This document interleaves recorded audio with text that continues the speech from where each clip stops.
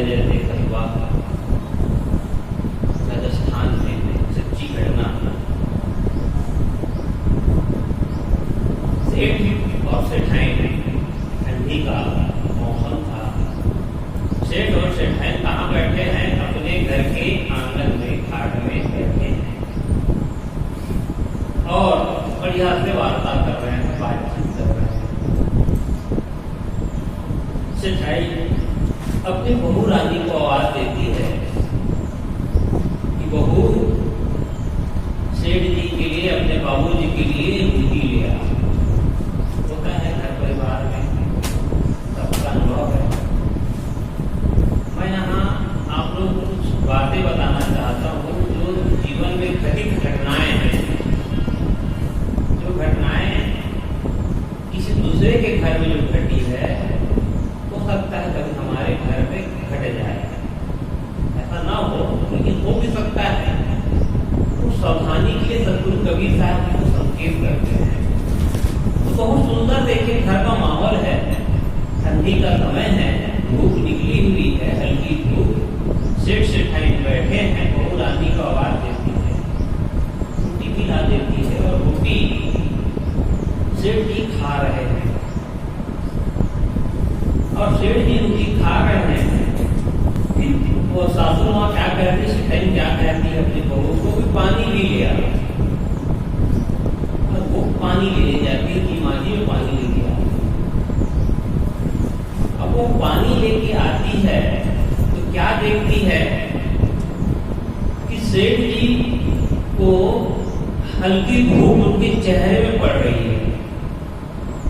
तो हल्की उनकी धूप चेहरे में पड़ रही है तो कि अपने आंचल पे धूप को रोक रही है और एक हाथ पे पंखा भी खेल रही है।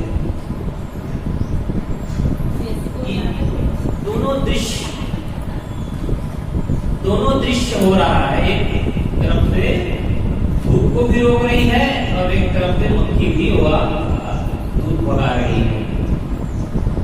और सेठ जी रोटी भी खा रहे हैं और साथ साथ मंद मंद मुस्कुरा भी रहे हैं, मंद मंद मुस्कुरा भी रहे हैं। बहू देखती है और दृश्य को देखते ही देखते आप पास में आ जाती है, पानी रखती है और वहां से चली जाती है। जब सेठ जी बढ़िया खा पी लेते हैं, जब दोनों अलग होते हैं, तो शाम के वक्त पूछती है चाय देते हैं कि बाबू जी, आज सुबह आप, जब मैं आपको रोटी देने गई, रोटी देने के बाद पानी देने जब जा रहे थे, बहुत आप मुस्कुरा रहे थे, बहुत मंद मंद मुस्कुरा रहे थे।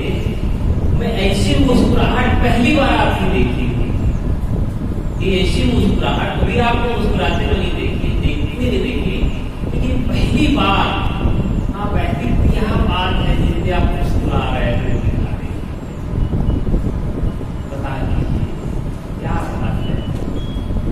सेठ जी कहते हैं, नहीं बेटी, कोई बात नहीं है, कुछ तो है।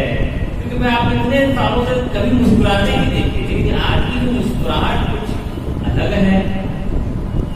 बड़ा प्रेम से वो जब बात कर रही थी, तो थोड़ा जब हम किसी को कोई बात प्रेम से पूछते हैं, विनम्र होकर पूछते हैं, झुक कर पूछते हैं, तो हमें भी थोड़ा सा नमी आ जाती है। चलो भाई, जब पूछ रही है तो बता देता हूं, लेकिन एक शर्त है, मैं जो बताऊंगा उसको अपने तक ही रखना, दूसरे को मत बताना, दूसरे को शेयर नहीं करना। इतना तुम पूछ रही है तो ठीक है। तब सेठ जी बताते हैं कि आज से लगभग 40-45 साल पहले, 40-45 साल पहले हमारी जो आर्थिक स्थिति ठीक नहीं थी, और मैं दूर गांव से आके कहीं धंधा पानी करता था। तो उस समय तुम्हारी सासू माँ की डिमांड ज्यादा रखते थे, बहुत डिमांड, और मैं उसकी पूर्ति पूर्ति नहीं कर पाता था और इसीलिए हमेशा हमारे बीच में तनातनी का माहौल बना रहता था। एक दिन मैं काम धाम निपटा के जो भी व्यवसाय में करता हूँ करते हुए शाम को जब आया तो हमारे बीच में फिर से द्वंद्व शुरू हो गया और उसी द्वंद्व में जो गाड़ी है जो कुआं है वहां मुझे धक्का दे दी। ये मुझे धक्का दे दी। जब धक्का दी तो मैं गिर गया कुएं पे और जब कुएं पे गिरा था आवाज आई तो आस पास के लोग मुझे वो आए और निकाले। तो मैं बहुत उस दिन को सोचता हूँ और आज को सोचता हूँ कि आज मेरे को हल्की धूप पड़ रही है तो उसको अपने आंचल से वह रोक रही है और मक्खी भगा रही है और आज उस समय की और आज की स्थिति बात आई और गई। सेठ जी ने जो बतानी थी बहुत बात बता दी। घर परिवार बढ़िया था, बेटे बच्चों की शादी हो गई थी, बच्चे भी अपना खेल खा रहे थे, बहुत बढ़िया। अब कोई बात जब हमारे मन में आ जाती है तो खलबली मची रहती है, खलबली मची रहती है। कोई बात को हम कह रहे कि बात को शेयर नहीं करना है, इस बात को बताना नहीं है, लेकिन बहू को तो ब्राह्मण मिल गया था। ऐसे ही छोटी मोटी घर परिवार में सास बहू के बीच में नोक झोंक होती रहती थी और इसी नोक झोंक में चलते करते साल 1.5 साल 2 साल निकल गए, 3 साल निकल गए। बहुत बढ़िया छोटी छोटी बातें होती रहती है घर परिवार में और चलता रहता है। एक दिन क्या हुआ, 2.5-3 साल के बाद में कुछ विवाद ज्यादा बढ़ गया और बातों ही बात में वादिया शब्द कह बैठे। हाँ, मैं भी जानती हूँ कि तुम कितनी पति सेवा करती हो, अपने पति को तुमने कुआं में धक्का दिया था, अपने पति को तुमने कुआं में धक्का दिया था। जब यह बात सुनती है कब वो बात जब सुनती है जब वो पहले बहू पैदा नहीं हुई थी, बहू पैदा नहीं हुई थी तब की घटना, वो बात को वह बता देती है। एकदम सन्न रह जाती है साधु मां, एकदम सन्नाटा कमरे में जाती है, जहर खाती मर जाती है। जब सासू मां ये स्थिति देखती है, परिवार उसके श्रीमान जी देखते हैं, मेरी सेठाई बहू को पूछे तो क्या होगा, उन्होंने बताया कि मैं ऐसा बोल दी, हमारे बीच में द्वंद्व चल रहा था और मैंने ऐसा बोल दिया। सेठ जी को भी बहुत पश्चाताप हुआ कि मैंने उस बात को इसको बहू को क्यों बताया, आज उसी नाम से ये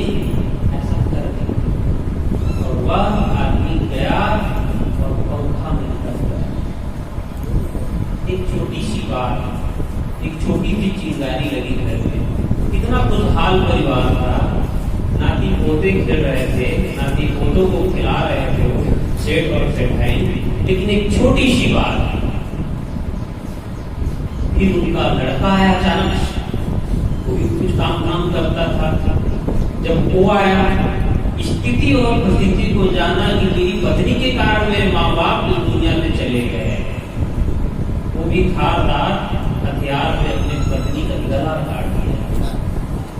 क्योंकि गुस्सा है ना, क्रोध हम लोग कंट्रोल नहीं कर पाते हैं और जो नहीं करना चाहिए वो कर जाते हैं और वह ऐसा कर गया। अब देखिए, सेठ और सेठाई दोनों चले गए, पत्नी भी उनकी चली गई, बहू रानी भी चली गई और उसके जो बेटा था वो कहाँ चला गया, जेल में। स्वाभाविक है नहीं, वह कहाँ चला गया, जेल चला गया। और जो नन्हे मुन्ने बच्चे थे वो अनाथ हो गए। किसी ने कहा है लाखों फूल कम है, लाखों फूल कम है, गला सजाने को एक फूल काफी है, जिंदगी भर रुलाने को, जिंदगी भर रुलाने को। बंधुओं, ये कहानी हमें क्या संकेत दे रही है? यह कहानी हमें संकेत दे रही है कि हम सावधान हो जाएं, हम सावधान हो जाएं।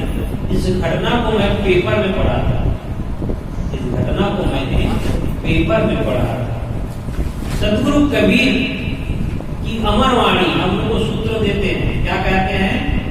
थाहम आगे, थाहम पाछे, थाहम दाहिने दे।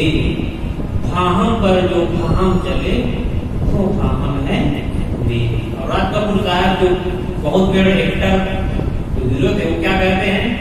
ए भाई जरा देख के चलो, आगे भी पीछे भी दाएं भी बाएं भी। और क्या कहते हैं? सजन रे झूठ मत बोलो, खुदा के पास जाना है, ना हाथी है ना घोड़ा है, वहां पैदल ही जाना है। सजन रे झूठ मत बोलो, खुदा के पास जाना है। और क्या कहते हैं?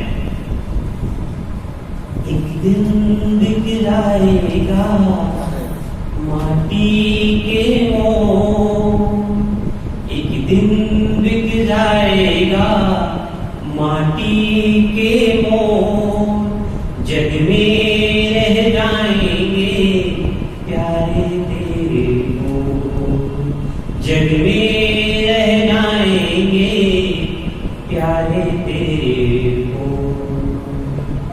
मैं अपने मूल विषय पर आऊं। अगर आपके भी जीवन में कोई ऐसी घटना घटी हो, या आपके जीवन में भी कोई परिवार में कुछ ऐसी पुरानी बातें हो, तो उन बातों को शेयर करने की जरूरत नहीं है, डिलीट करने की जरूरत है। दिमाग से सदैव सदैव के लिए उसे दफनाने की जरूरत। ऐसी बातें न बताएं जिससे हमारे जीवन में जो नहीं होना चाहिए वो हो जा रहा है, वो चीज ना बताएं। हम अपने बच्चों को, हम अपने आने वाली पीढ़ी को वो बताएं जिससे उनका मनोबल आगे बढ़े, उनका साहस हो, उनकी हिम्मत आगे बढ़े, और उनकी जो मानसिक जो कमजोरी है वो आगे उनकी दूर हो। ये हम अपने जीवन में करना चाहिए, क्योंकि अगर हम पुरानी से पुरानी बात बताकर हम अपने घर और परिवार को क्या संदेश देना चाहते हैं? हम अपने पुरानी से पुरानी बात को हम बताकर क्या एक गलत संदेश देना, गलत संदेश दे रहे हैं, गलत मैसेज दे रहे हैं। तो इसलिए आप पुरानी जितनी भी पुरानी बातें हैं, अच्छा तो सब अच्छा होता है, लेकिन जब जो मन का ये जो गुब्बारा निकलता है, जब ये मन का गुब्बारा निकलता है, जब मन का जो द्वंद होता है, मन का जब कलेश होता है, जब आपस में जब झगड़े होते हैं घर और परिवार में, तो आदमी होश हवास में नहीं रहता, बेहोशी में होता है। और बेहोशी में कब क्या बोल जाए? आज अगर सामान्यतः हम लोग सफर करते हैं, कहीं आते जाते हैं, और कहीं हमें ठोकर लग जाए, कहीं ट्रेन में सफर करते ठोकर लग जाए, तो छोटा सा थोड़ा सा ठोकर भी लोग बर्दाश्त नहीं कर सकते, मुझे धक्का दे रहे हो, और फिर तमाशा शुरू हो जाता है, और तमाशा देखने वाले भी इकट्ठे हो जाते हैं। इसीलिए बहुत सुंदर बात कही है, वक्त नहीं निकाल पाते हैं, वक्त नहीं निकाल पाते हैं नेकी के लिए, वक्त नहीं निकाल पाते हैं नेकी के लिए। ना जाने वक्त कहां से निकाल लेते हैं गुनाहों के लिए, ना जाने वक्त कहां से निकाल लेते हैं गुनाहों के लिए। अगर आप किसी भाई को, घर परिवार के सज्जनों को कहो भैया, हम तो अनुभव है हम लोगों का, पाम्पलेट ले लेके घर घर जाते हैं, घर घर जाते हैं, बताते हैं कि हमारे यहाँ सत्संग का कार्यक्रम है, नेकी का काम है, आइए आप। जी महाराज जी, साहब इसके लिए समय नहीं है। लेकिन अभी कुछ पल के लिए यहीं पर पड़ोस में कुछ थोड़ा सा ताना किसी हो जाए, झगड़ा हो जाए, तो उसको देखने के लिए लोग इकट्ठे हो जाए, उनको निमंत्रण देना नहीं पड़ेगा, अपने आप।